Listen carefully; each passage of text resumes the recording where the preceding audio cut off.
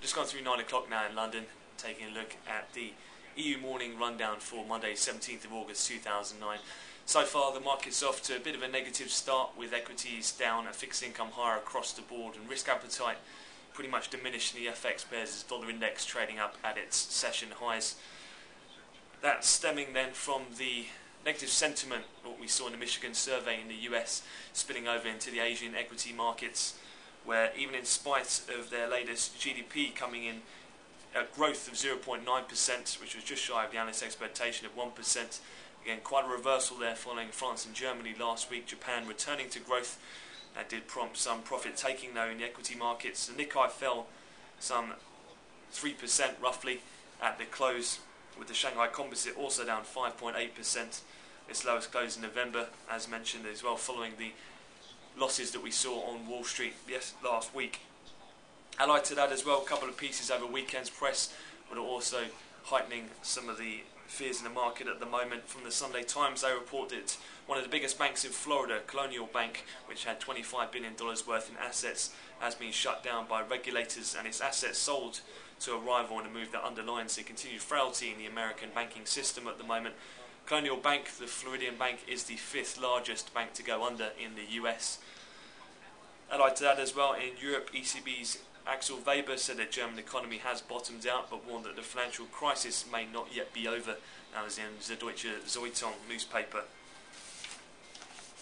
Elsewhere as well, sticking on the equity theme, a lot of analysts now are starting to wonder whether the stock market recovery will last, with a growing number beginning to worry about the rally that has set off too fast and could shortly run out of steam. That was covered in the weekend's Observer. At the moment, on a sector basis, basic materials, oil and gas are some of the biggest declining individual sectors and stocks, with WTI crude futures already down over $1 this morning, trading at 66.18 last. And again, with risk-averse trade, with dollar index already up around 0.4%, which has seen quite a large fall in cable, which is down some 140 pips at the moment. Euro-dollar also trading down. Taking a look elsewhere on the UK front, out of data, Rightmove house prices August month-to-month came in at minus 2.2% against a previous plus 0.6%. Rightmove, the property website, said the main reason for the fall was that owners selling in the summer months tended to be more aggressive with the price because they needed to sell, and they knew that there was a smaller pool of buyers. And elsewhere, Andrew Sentance, the Bank of England NPC member, wrote an article in the Sunday Times. He said that he expects a return to growth in the second half of the year, but the UK housing market as well appearing to be turning. However, he points to two big uncertainties over how quickly Britain will recover. The first is the extent to which constraints on bank lending will hold back spending and business activity, with the second big uncertainty the momentum of recovery across the global economy.